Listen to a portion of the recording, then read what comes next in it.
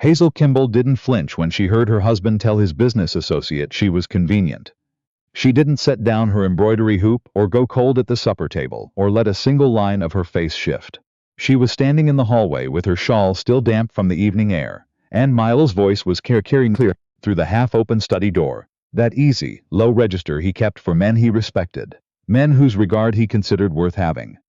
"Your household seems to run without any trouble at all," said Mr. Delacroix, the factor from New Orleans, who had been Miles's guest for 3 days, and who had a habit of leaning back in chairs that weren't his. "It does," Miles agreed. There was warmth in his voice, the warmth of a man being pleasantly modest. "Hazel manages it, the accounts, the correspondence, the Whitfield house on Factor's Walk. She's convenient that way, capable and undemanding. A man couldn't ask for better." Hazel stood very still in the hallway. She had been about to knock. She didn't knock. She turned and went quietly upstairs, removed her shawl, and sat down at the writing desk in the small room at the back of the house. The room she had claimed in their first year of marriage, and filled slowly with her father's ledgers, and her own correspondence files, and the survey maps she had inherited, along with everything else. She opened the drawer. She took out the leather-bound journal she kept separate from the household accounts. She wrote the date at the top of a fresh page. Not his words, just the date. She had a long memory, and she was almost ready to use it. Hazel Whitfield had been 23 when she married Miles Kimball. The marriage had been arranged in the way that most things were arranged in Savannah in 1844. Through family connections and a mutual understanding that two practical people with compatible circumstances could build a life that worked without requiring very much from either of them. Miles was 30, already established as a cotton factor on the row, respected by the men who mattered, and well regarded by the women who set the social tone of the city.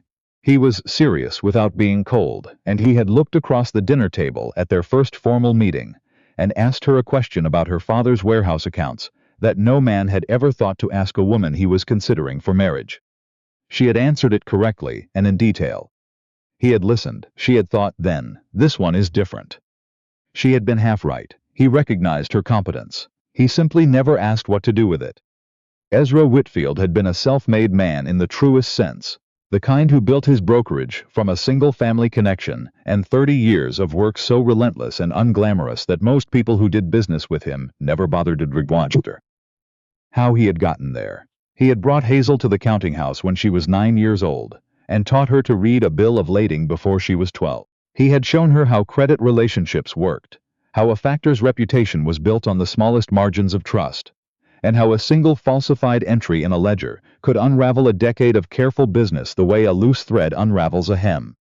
He had died in the spring of 1844, 3 months before Hazel married Miles, and he had left her everything. Not in the form of a trust managed by a male relation, not in assets held pending marriage and then absorbed into a husband's estate. He had left her the Whitfield brokerage, the warehouse on Factor's Walk, the accounts, and a letter in his careful plain handwriting that she had read so many times the paper had gone soft at the folds. "Hazel," it said, "you know this business better than anyone I have trusted with it. The law will try to make that complicated. Don't let it. The deed is in your name. The accounts are in your name. Keep the records complete. Trust no one who has more to gain from your confusion than from your confidence, and act before you need to rather than after." She had married Miles Kimball 14 months later. She had told herself it was a practical arrangement between two people who understood each other, which was more than most people got. She had been right about the arrangement. She had been wrong about the understanding. For 5 years, Hazel had managed the Whitfield brokerage with the same quiet efficiency with which she managed everything else in her life.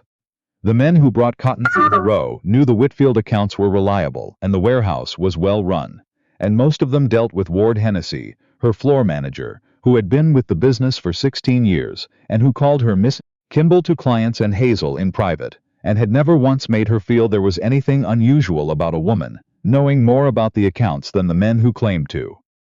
Miles knew she went to the warehouse. He considered it one of her habits, like her Tuesday correspondence and her preference for the morning light in the back study.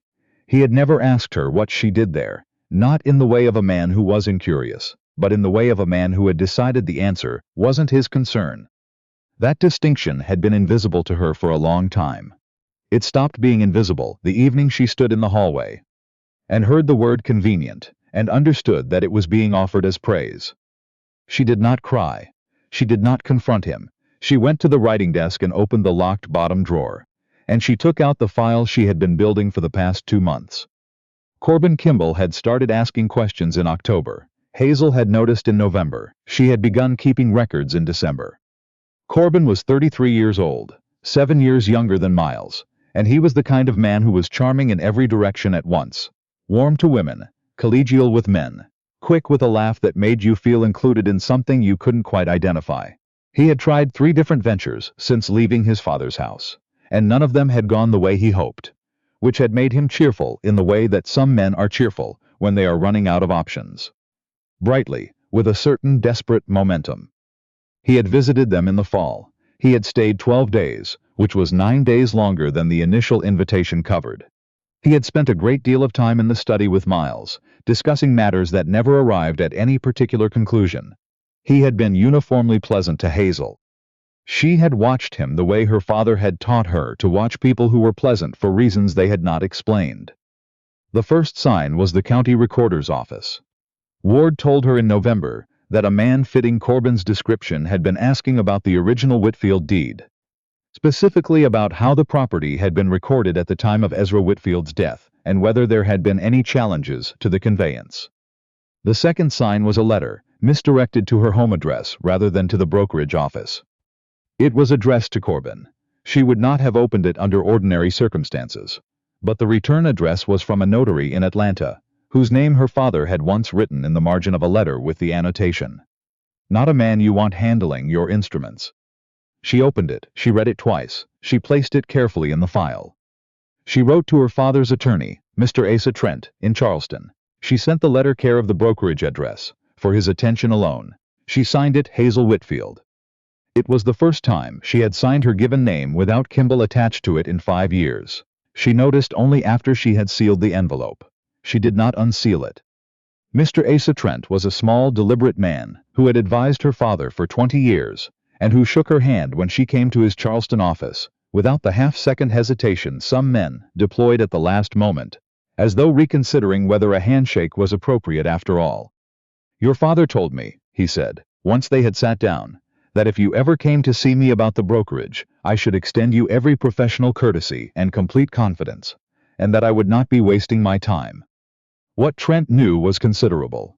Corbin had made inquiries with 3 parties, the county recorder, a land surveyor operating on the edge of the city's respectable professional district, and the notary in Atlanta. The pattern, Trent said, suggested he was building a challenge, not to the deed itself, which was cleanly recorded, but to an aspect of the property's financial history. "What aspect?" she asked. "That is what I don't yet know." He folded his hands. "Men like your brother-in-law sometimes build elaborate cases on very thin foundations, but the Atlanta connection concerns me. The notary he visited specializes in a particular kind of work." "Document fabrication," she said. Trent looked at her steadily. "Identification of document authenticity," he said, "or the production of documentation that would withstand preliminary scrutiny." Hazel was quiet for a moment. She had come prepared for exactly this conversation, but hearing it laid out plainly required adjustment. Not because it frightened her, because it confirmed what she had suspected, and confirmation required a shift in what came next. "What do you need from me?" she said. "Every record your father kept. Correspondence, ledgers, debt instruments paid and unpaid, from 1838 forward. I want a picture of the Whitfield business history so complete that there is no gap in it for a fabricated document to fit without being immediately visible. I can have it here by the end of next week." He paused. "Mrs. Kimball, your husband is not aware of any of this." "No. The Whitfield brokerage and warehouse are legally yours. They were specified as separate property in your marriage contract, on terms your father insisted upon before the wedding. Miles Kimball has no legal claim to them, but if this reaches a formal proceeding, he will become aware of it eventually, possibly through Corbin, who may use the marriage as leverage of a different kind." "I've considered it," she said. "I'll handle it when the time comes." She took the coach back to Savannah. She spent the ride thinking about her father, about what he had known and prepared for, without telling her directly. He had planted Trent years in advance with instructions to receive her. He had structured the marriage contract around her independence before she had known she would need it. He had taught her that the records were the argument, and the argument was only as strong as the records were complete. She was beginning to understand that he had anticipated this, the way that men who have built something significant always anticipate it. Someone will come for it eventually.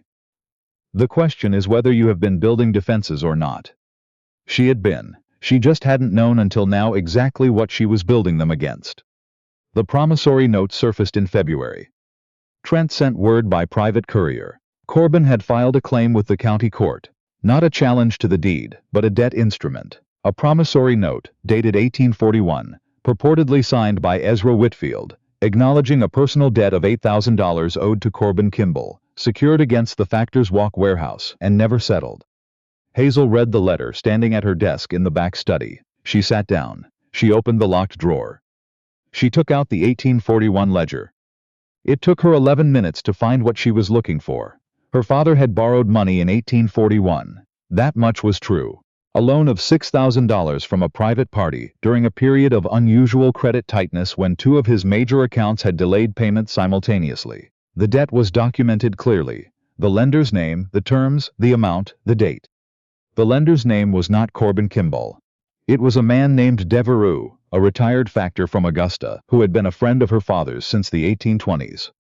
More importantly, the 1843 ledger showed the debt settled in full, with a receipt entry noting the return of the original instrument to Devereux upon payment, witnessed by Ward Hennessy and a notary who was still in practice 2 blocks from the warehouse.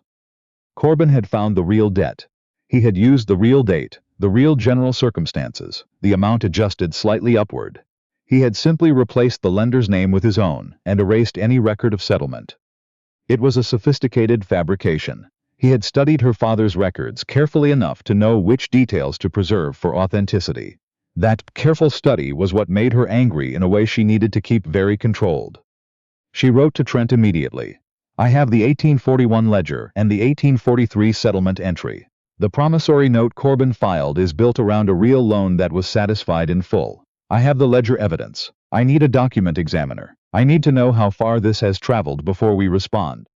Ward Hennessy came to her 3 days later, with his hat in his hands and an expression she recognized. The expression of a man who had something to say that he wasn't entirely certain how to say. Had a fellow through the warehouse yesterday, he said, closing the counting room door behind him. Said he was doing a routine inspection for the city commission. Asked questions about the deed holder, about who had authority to sign contracts. Did he have credentials? Papers, yes. I didn't look close enough at the time. He turned his hat once in his hands. He spent a long time at the East Dock, measuring, and he asked about a private transaction, an old one. Said there was a record of a debt from 41 he was trying to verify for the court. Hazel set down her pen. What did you tell him? That any questions about the Whitfield accounts went through the legal office. Ward paused. He didn't seem to like that answer. No, she said, he wouldn't. She looked at Ward directly. He had been with the business since her father was alive. He had attended Ezra Whitfield's funeral and stood at the back of the room with the other workers. And Hazel had seen him there, and understood, in the way you understand things that are offered without being said, that his loyalty was to the business and to the Whitfield name in exactly the way her father's loyalty to his workers had been. Total and without conditions.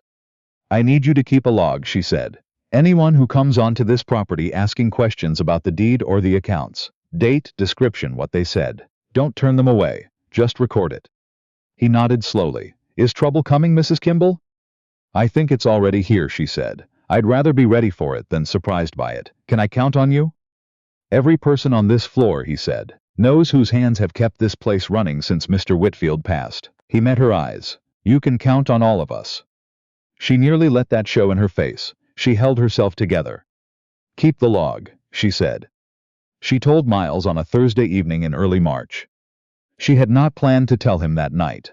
She had planned to wait until the document examiner had finished the analysis, and she had the kind of case that left no space for Corbin to maneuver. She had planned to resolve it herself and tell Miles what had happened after the fact. Then Trent sent a second letter. Corbin's filing named a co-claimant, a man who had signed a supporting affidavit confirming personal knowledge of the original debt. The co-claimant's name was one Hazel had heard at her own supper table. Miles was in the study when she came in. He looked up. He must have read something in her face, because he put down what he was reading before she spoke. "Your brother filed a claim against the Whitfield warehouse," she said. She sat down. She told him all of it. The promissory note, the false debt, the fabricated lender, the months of quiet record-keeping she had done before any of this had become formal. She told him about Trent. She told him about Ward. She told him about the co-claimant whose name they both knew. She watched his face while she did.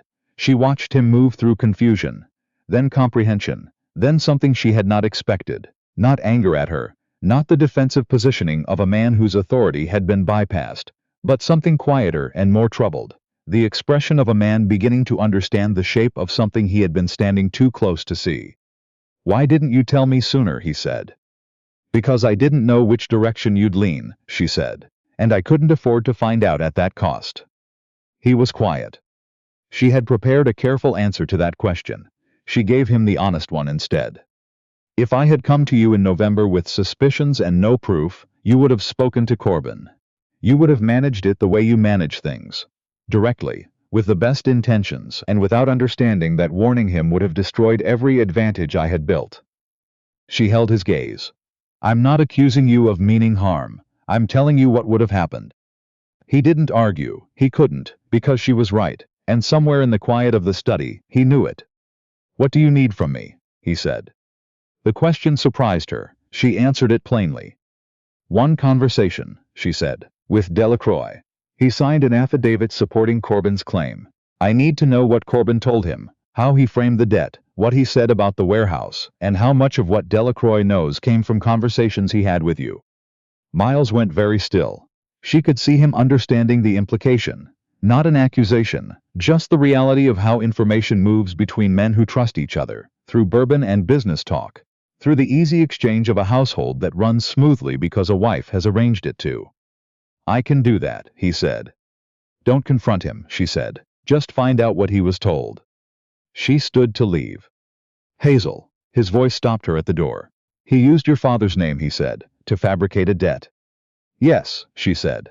"That's what the promissory note is. It's not just a claim on property. It's a document that says Ezra Whitfield was a man who hid obligations from everyone who trusted him. It's designed to make people wonder." She paused. He thought he was dealing with a woman who would eventually get frightened enough to sign something, just to make it stop. She picked up her gloves from the chair. He was wrong. Miles came back from Delacroix the following evening, with the look of a man who had set something down that he had been holding very carefully the whole ride home. Delacroix had known since November. Corbin had approached him first, and framed the whole matter as a simple accounting correction. An old debt that had been overlooked. A family obligation needing to be put right. He had made it sound so reasonable that Delacroix had signed the affidavit without asking to see the original instrument. "He didn't know it was fabricated?" Hazel asked. "I believe he didn't. He's been told just enough to be useful and not enough to be implicated."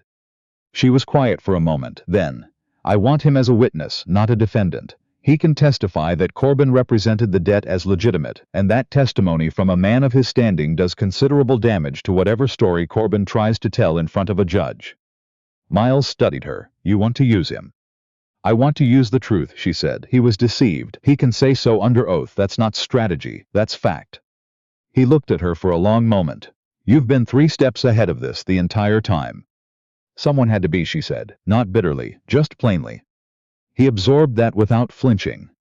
The confrontation with Corbin happened on a Tuesday afternoon at the house on Drayton Street. Hazel had asked for the meeting. Miles was there, not to speak, not to manage, but because she had asked him to be, and he had come without asking why. Corbin arrived with his usual warmth, his hat in his hands, the practiced ease of a man who had never had to be afraid of a room before, and was now for the first time uncertain whether that would hold. She let him sit, then she told him exactly what she had. The 1841 ledger. The 1843 settlement entry with Ward Hennessy's witness signature and the notary's seal. A professional analysis from the document examiner Trent had engaged. A Mrs. Rowe out of Charleston, whose credentials in court cases were, as Trent had put it, impeccable and whose testimony juries found decisive. The log of inquiries at the warehouse. Delacroix's account of what Corbin had told him. She listed each piece of evidence in order, without heat, without drama. One thing, then the next.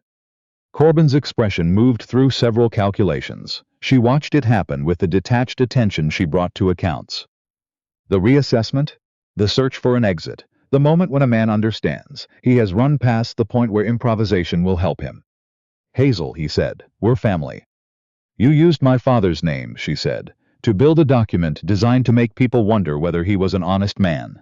You studied his records carefully enough to make it convincing. That is what I cannot forgive. She held his gaze. I am giving you the opportunity to withdraw the filing before this goes further. If you do, I will not pursue it.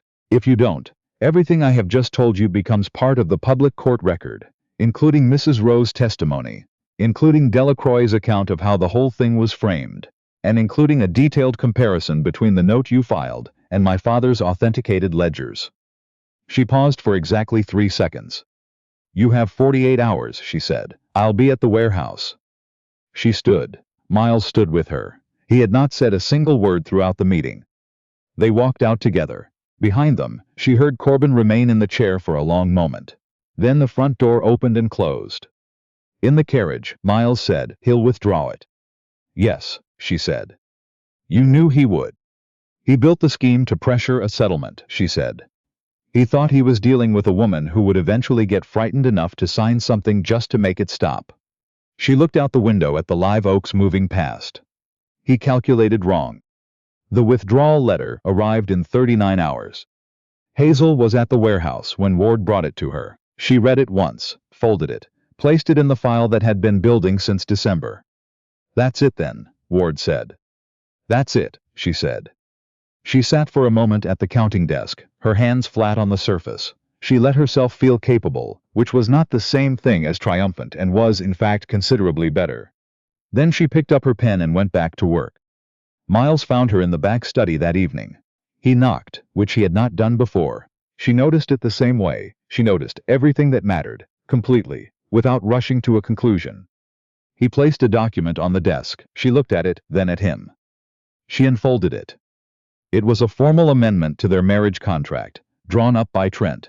Miles had written to him directly, she learned later, without being asked, that expanded the separate property clause her father had negotiated in 1844 to include a comprehensive and legally binding statement of Hazel's independent authority over the Whitfield brokerage in all respects.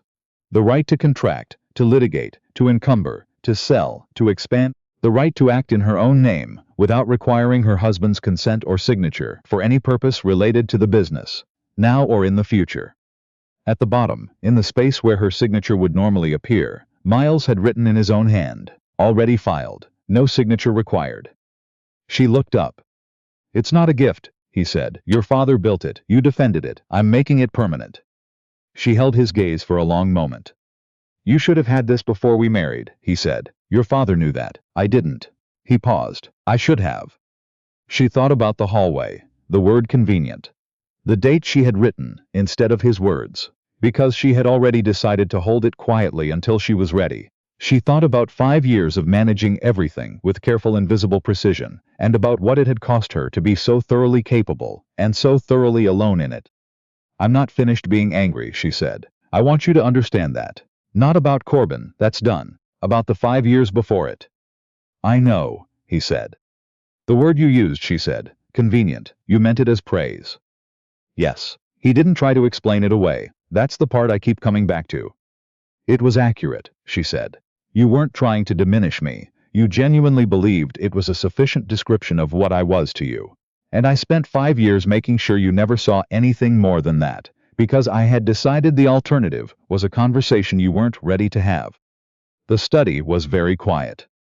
That wasn't fair, he said, to either of us. No, she agreed, it wasn't.